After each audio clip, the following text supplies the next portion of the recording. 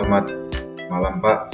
Perkenalkan, nama saya Ron Sitanggang, NPM 2308400142, kelas TID, Fakultas Ikom Prodi Teknik Informatika. Di sini saya Pak akan mempresentasikan atau akan menjelaskan tugas akhir tentang soal UAS 8 soal. Jadi tanpa berlama-lama, langsung saja.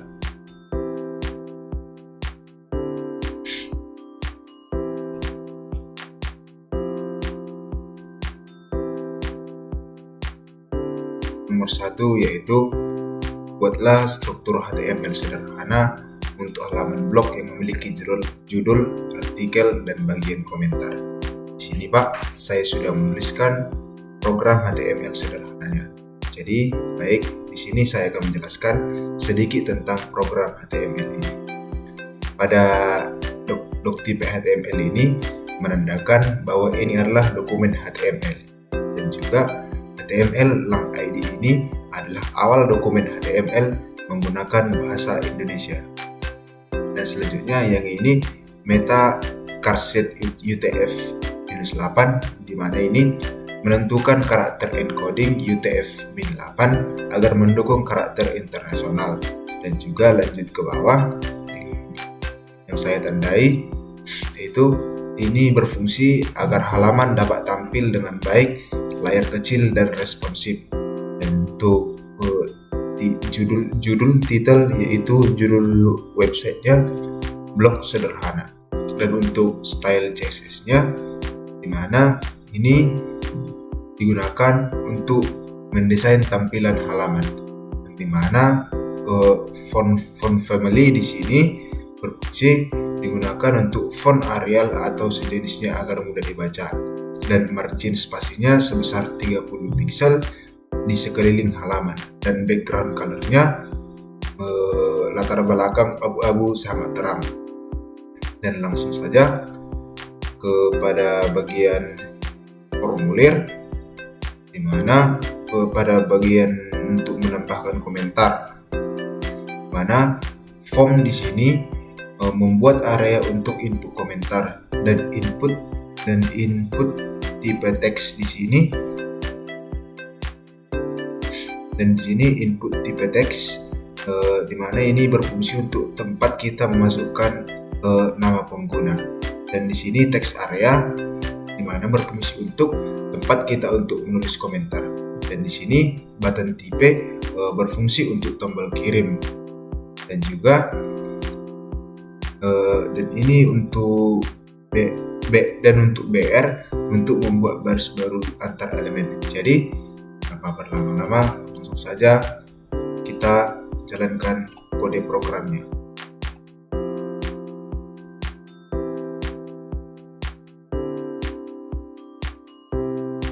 Ini langsung saja kita salin, kita masuk ke aplikasi Visual Studio. Sini saya pilih foldernya dulu.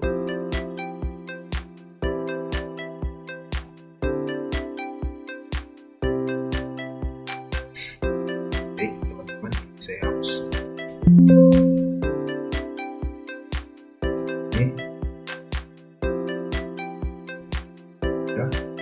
Ini kita ganti di index HTML. Oke, langsung saja kita simpan, Ctrl S, dan langsung saja kita jalankan. Maka keluaran dari program akan seperti ini: judul artikel, dan ini adalah deskripsi atau isi website artikel kita. Ini adalah isi artikel blog, dan ini komentar. Dan seperti yang sudah saya bahas tadi, di sini kita dapat menuliskan nama, meninggalkan nama kita yang berkomentar pada blog ini, dan ini tempat kita untuk menulis komentar, dan tombol kirim untuk mengirim komentar. Baik, langsung saja selanjutnya kita lanjut ke pembahasan kedua. Pada soal nomor 2, di mana itu apa perbedaan antara elemen header, main, dan footer dalam HTML5.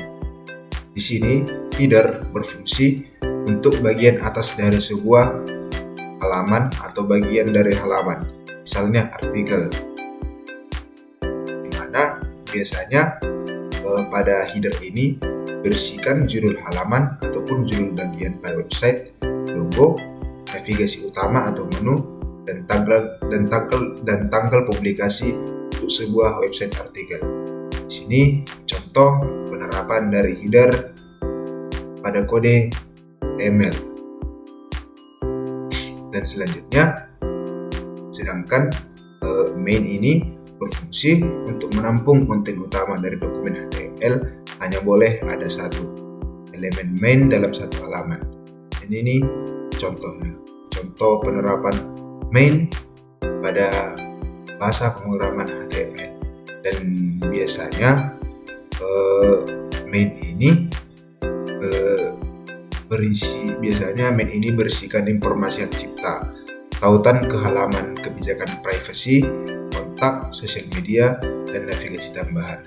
Dan perlu catatan, pada main ini tidak boleh berisi elemen yang berulang di setiap halaman, seperti header, footer, ataupun slide bar.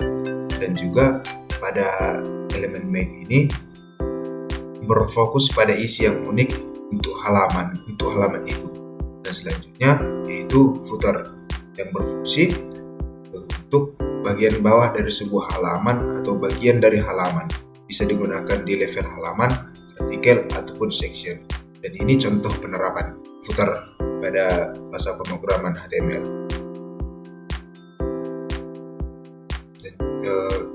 Dan juga footer ini biasanya berisi informasi hak cipta. Selanjutnya kita masuk ke soal nomor 3, yaitu tuliskan kode CSS untuk membuat dua kolom sejajar kiri kanan dalam satu baris menggunakan flagbox. Di sini Pak, saya sudah menuliskan kode CSS-nya. Baik, sebelum saya menjalankan kode ini, sebentar Pak, saya akan menjelaskan sedikit isi dari kode ini. Mana meta charset UTF. Kode ini untuk mengatur encoding di karakter UTF-8. Dan selanjutnya metaname ini berfungsi agar halaman bersifat responsif, tampil baik di perangkat mobile. Dan untuk style CSS-nya untuk mengatur tata letak desain visual halaman. Untuk title untuk menampilkan judul halaman di tab browser. Dan juga untuk container flexbox, yang pertama itu yang display flex, ini berfungsi untuk mengaktifkan flexbox yang memungkinkan anak-anaknya kiri kanan di atas dalam satu baris secara horizontal. Dan ini untuk gap 20 pixel, ini untuk memberi jarak antar kolom sebesar 20 pixel, kolom kiri dan kolom kanan. Dan selanjutnya untuk flex 1 ini berfungsi kedua kolom akan mengambil ukuran yang sama atau 1:1 rasio lebar. Dan untuk padding 20 pixel ini di mana ruang dalam sebesar 20 pixel di dalam kotak kolom. Dan selanjutnya background color ini warna latar belakang dasar abu-abu terang. Dan selanjutnya border 1px solid ini untuk garis pinggir abu-abu terang. Dan juga box sizing atau border box ini dimana padding dan border dihitung sebagai bagian dari total lebar agar tata letak tetap rapi. Dan selanjutnya kita lanjut untuk div class. Untuk div class container dimana container fleksibel, flexbox untuk mengatur isi sejajar. Dan selanjutnya div class kiri ini dan div class kanan, ini dua elemen kolom yang disusun. Baik, kita lanjut. yang dimana tadi div kelas kiri dan kanan itu dua elemen kolom yang disusun dalam satu baris horizontal, yang masing-masing memiliki konten judul, H3 dan paragraf B. Hasil yang akan digapai dari kode CSS ini yaitu tampil secara horizontal dan sejajar, responsif, dan juga bisa disesuaikan untuk mobile dengan tambahan media query jika diperlukan, dan juga tata letak bersih dan simetris karena memakai flashbox, dan juga desain berwarna berbeda di setiap kolom agar mudah dibedakan secara visual. Jadi tanpa berlama-lama kita akan menjalankan kode programnya. Kita tinggal copy saja. Kita copy ke Visual Studio Code, kita tempel saja. Jangan lupa kita Ctrl S, kita simpan, kita jalankan, maka hasil akan muncul dua kolom sejajar menggunakan flashbox, kolom kiri dan kolom kanan dengan beda warna. Oke, selanjutnya kita akan next ke soal nomor 4. Soal nomor 4 yaitu apa yang dimaksud dengan responsive design dan bagaimana cara menerapkannya di CSS. Responsive design adalah pendekatan desain web di mana tampilan halaman web menyesuaikan dengan ukuran dan orientasi perangkat pengguna, baik itu desktop, tablet, smartphone, maupun perangkat yang kita gunakan yang lain-lain. Dan juga tujuan dari responsive design ini yaitu untuk meningkatkan pengalaman pengguna atau user experience di semua perangkat, dan juga untuk menghindari tampilan yang berantakan atau terlalu kecil di perangkat mobile, dan juga ini dapat membuat website lebih fleksibel, lebih mudah dibaca, mudah dinavigasi tanpa harus membuat versi-versi terpisahnya. Dan juga ciri-ciri dari website responsif itu layout yang menyesuaikan ukuran layar kita, bisa baris kolom ganda atau satu kolom, dan juga teks dan gambar otomatis menyesuaikan ukuran, dan juga menu dan tombol tetap mudah digunakan di layar kecil, dan juga ciri-ciri selanjutnya tidak ada scroll horizontal di layar kecil, dan juga bagaimana cara menerapkannya di CSS. Contoh penerapannya semisal contoh di tampilan komputer atau desktop, di mana halaman memiliki dua kolom sejajar. Maka kolom kiri berisi konten utama seperti artikel atau teks, kolom kanan berisikan informasi tambahan seperti sidebar ataupun menu. Juga tampilan pada HP atau smartphone, di mana kolom kiri dan kanan bisa berubah tumpuk ke bawah. Ini tergantung dari perangkat yang kita gunakan. Yang itu kolom kiri bisa di atas dan kolom kanan bisa tampil di bawah. Kenapa diubah jadi vertikal? Agar lebih mudah dibaca dan tidak memaksa pengguna untuk melakukan scroll horizontal yang mengganggu pengalaman penggunaan di layar kecil. Baik, selanjutnya kita akan membahas soal nomor 5. Nomor 5, tuliskan kode JavaScript untuk menampilkan waktu saat ini di elemen HTML setiap detik atau real time clock. Di sini sebelum saya menjalankan kode programnya, saya tadi sudah menuliskannya supaya menghemat waktu. Jadi saya akan menjelaskan sedikit isi dari kode program ini. Doc tipe HTML ini mendeklarasikan bahwa dokumen ini menggunakan HTML5. Dan juga HTML tag ID yang ini menandakan bahwa isi dokumen menggunakan bahasa Indonesia, dan metacarsed UTF-8 menetapkan bahwa karakter yang digunakan UTF-8 agar simbol tampil dengan baik dan benar. Dan selanjutnya title jam real time yang ini berfungsi judul yang akan muncul di tab browser kita. Dan selanjutnya H2 waktu saat ini, di mana teks biasanya yang menjelaskan isi dari jam yang akan ditampilkan. Dan div clock style ini, di mana ini teks biasa yang akan menjelaskan dari atau ini berfungsi untuk elemen yang akan diisi oleh JavaScript untuk jam saat ini. Dan juga propertinya untuk ID clock dan style digunakan untuk mengakses elemen ini lewat JavaScript dan mengatur tampilannya agar jam lebih besar dan tebal. Dan juga JavaScript real time clock new date, yaitu objek waktu saat ini. Interval update untuk dipanggil satu kali sejak awal akan langsung tampil pada halaman dibuka. Jadi sedikit penjelasan kode programnya. Selanjutnya akan kita jalankan untuk melihat hasil dari program ini. Saja kita salin masuk aplikasi Visual Studio, kita tempel saja program kita dan kita simpan, dan kita jalankan. Nah, di sini muncul hasilnya waktu saat ini atau waktu real time clock. Baik, kita akan lanjut ke next soal berikutnya. Soal berikutnya adalah soal nomor 6. Apa fungsi dari set timeout dan set interval? Memberikan contoh penggunaan masing-masing.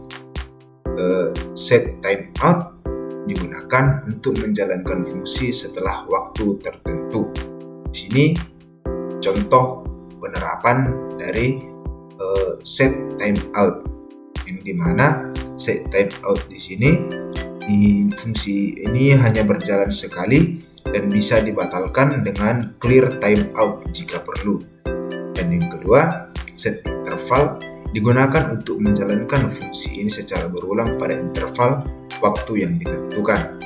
Mana contoh penerapan set interval?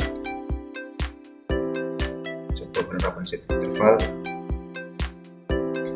yang dimana fungsi bisa dijalankan berulang setiap 1 detik dan digunakan clear interval untuk menghentikannya. Selanjutnya kita bahas soal berikut, soal nomor 7.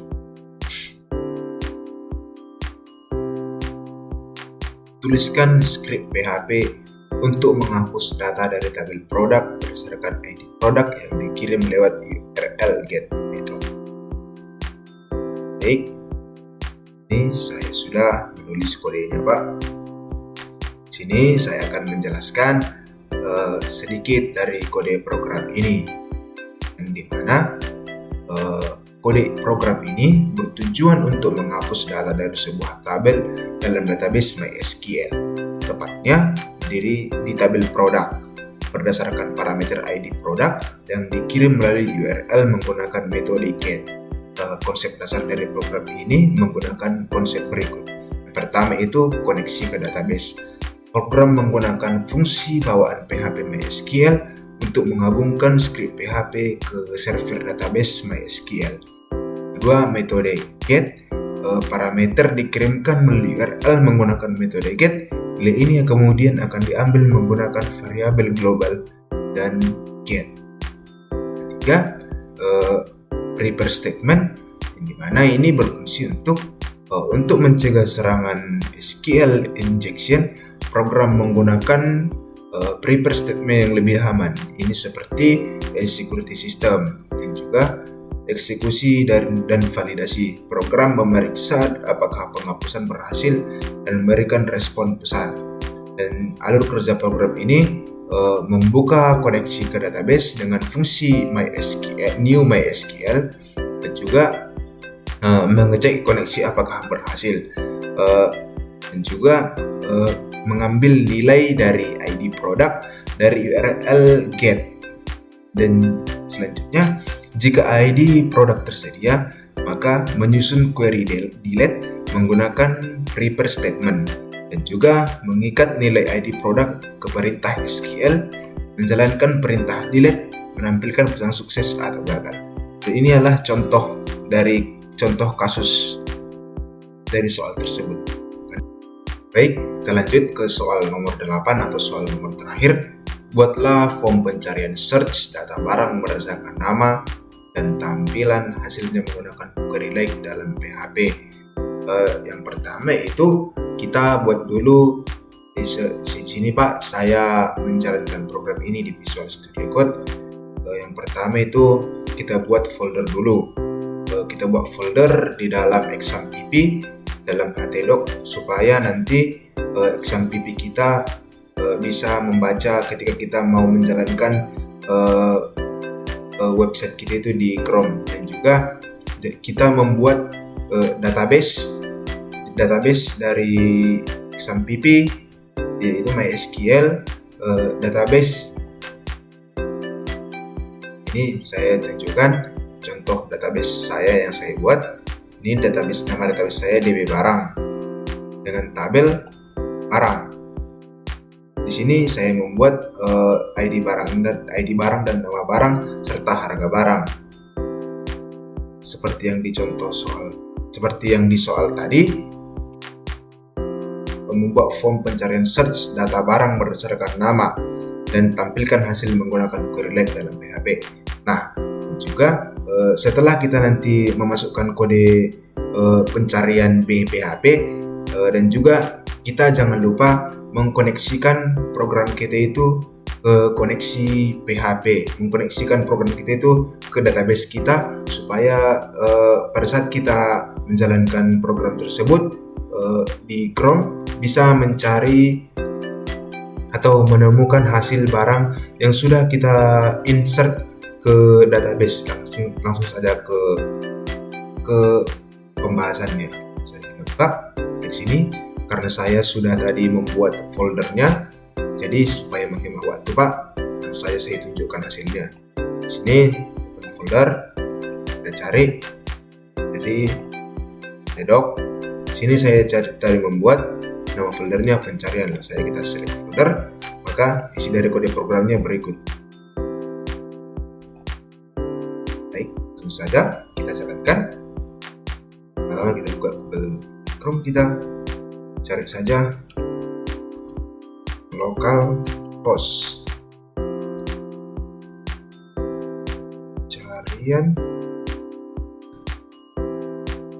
cari PHP ya, kita enter, maka hasilnya akan muncul seperti ini. Dan jangan lupa untuk menyalakan Apache dan MySQL kita. Setelah saya masukkan barang tadi, seperti yang saya katakan tadi, saya tadi memasukkan di database saya dan di dalam database saya DB barang, dan di dalam tabel database itu saya memasukkan namanya seperti tadi saya membuat charger, laptop, dan mouse. Maka kita akan coba cari kata kunci dari laptop, kita cari, maka di sini akan muncul nama barang, ID serta harganya, serta harga barang. Baik, sekian penjelasan tugas UAS akhir saya mata kuliah pemrograman web. Saya ucapkan banyak terima kasih untuk Bapak. Semoga sukses dan lancar dalam segala pekerjaannya. Terima kasih.